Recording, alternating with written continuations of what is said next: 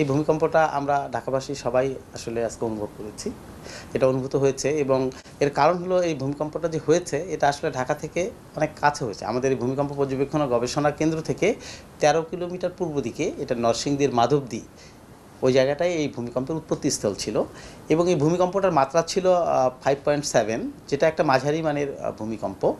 এবং আসলে যে আজকে যে ভূমিকম্পটা হয়েছে আমাদের এই গত যে কয়েক দশকের মধ্যে আসলে এই ভূমিকম্পটার মাত্রা আজকে এটা আসলে বেশি ছিল এবং যার কারণে দেখা গিয়েছে যে আমরা আসলে সবাই আতঙ্কগ্রস্ত হয়েছি এবং আমরা আসলে কম বেশি ঢাকা সবাই আসলে আমরা বুঝতে পেরেছি আর কি। হ্যাঁ, সাধারণত একটা বড় ভূমিকম্প হলে সাধারণত আফটার শক হয়।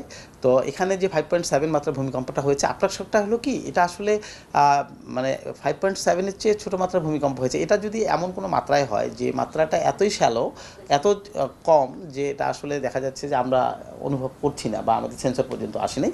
তবে এখনও পর্যন্ত আমাদের সেন্সর রিড করে এই ধরনের কোনো আফটার শক আমরা পাই নাই।